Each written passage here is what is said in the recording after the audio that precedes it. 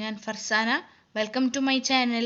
നിങ്ങൾ ആദ്യമായിട്ടാണ് എൻ്റെ വീഡിയോസ് കാണുന്നതെങ്കിൽ സബ്സ്ക്രൈബ് ചെയ്യുക, തൊട്ടടുത്തുള്ള ബെല്ലൈക്കൻ അമർത്തുക, ഓൾ വീഡിയോ ക്ലിക്ക് ചെയ്യുക. ഇന്ന് നമ്മൾ ഉണ്ടാക്കാൻ പോകുന്നത് കക്കറിച്ചി റോസ്റ്റാണ്. അതെങ്ങനെ ഉണ്ടാക്കാൻ നോക്കാം. ആദ്യം കക്കറിച്ചി അതിൻ്റെ വേസ്റ്റൊക്കെ കളഞ്ഞ് 3 വട്ടം കഴുകിയെടുത്തതാണ്. ഉപ്പിട്ടിട്ട് തന്നെ കഴുകിയെടുത്തതാണ്. അത് 1/2 കിലോനാണ് ഞാൻ എടുത്തേക്കുന്നത്. സവോള ഞാൻ സ്ലൈസായിട്ട് അരിഞ്ഞതാണ്, 3 എണ്ണം എടുത്തിട്ടുണ്ട്. തക്കാളി 2 വലിയ തക്കാളിയാണ് എടുത്തേക്കുന്നത്. പച്ചമുളക് ഒരു 4-5 പച്ചമുളകാണ് എടുത്തേക്കുന്നത്. ഇഞ്ചി വെളുത്തുള്ളി പേസ്റ്റ് ഒരു 1.5 ടേബിൾ സ്പൂൺ. ആദ്യം പാൻ ചൂടായി വരുമ്പോൾ ഇതിലേക്ക് ഒരു 4-5 ടേബിൾ സ്പൂൺ വെളിച്ചെണ്ണ ആഡ് ചെയ്ത് കൊടുക്കുക. നമ്മൾ കക്കറിച്ചി ഫ്രൈ ചെയ്യാൻ വേണ്ടിയിട്ടാണ് നമ്മൾ ചെയ്യാൻ പോകുന്നത്. ഇതിലേക്ക് നമ്മൾ കക്കറിച്ചി ആഡ് ചെയ്യാം. ഇതിലേക്ക് 1/2 ടേബിൾ സ്പൂൺ മഞ്ഞൾപ്പൊടി, 1 ടേബിൾ സ്പൂൺ കുരുമുളക് പൊടി, പാകത്തിന് ഉപ്പ് ചേർത്തിട്ട് നന്നായി ഫ്രൈ ചെയ്തെടുക്കുക. നമ്മൾ മുന്നേ മാഗ്നേറ്റ് ചെയ്തെടുക്കൊന്നും വേണ്ട. ഇതിൽ ചെറിയ കക്കയാണ്, അപ്പോൾ മുന്നേ നമ്മൾ മാഗ്നേറ്റ് ചെയ്ത് വെക്കൊന്നും വേണ്ട. നമ്മൾ ഇങ്ങനെ ഫ്രൈ ചെയ്തെടുത്താൽ മതി. ഇതിലേക്ക് കുറച്ച് കറിവേപ്പില ആഡ് ചെയ്യുക. എന്നിട്ടൊരു മീഡിയം ഫ്ലെയിമിൽ തന്നെ ഇടയ്ക്കിടയ്ക്ക് ഇങ്ങനെ ഇളക്കി കൊടുത്തിട്ട് ഒന്ന് ഫ്രൈ ചെയ്തെടുക്കുക.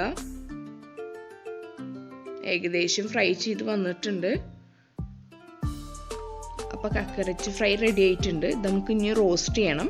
അതിനായിട്ട് ആ പാനിൽ തന്നെ ഒരു 3 ടേബിൾ സ്പൂൺ വെളിച്ചെണ്ണ ആഡ് ചെയ്ത് കൊടുക്കുക. ഇതിലേക്ക് 1.5 ടേബിൾ സ്പൂൺ ഇഞ്ചി വെളുത്തുള്ളി പേസ്റ്റ് ആഡ് ചെയ്ത് കൊടുക്കുക. ഇതൊന്ന് മൂത്ത് വരുമ്പോൾ ഇതിലേക്ക് നമ്മൾ 3 സവോളയാണ് എടുത്തേക്കുന്നത്.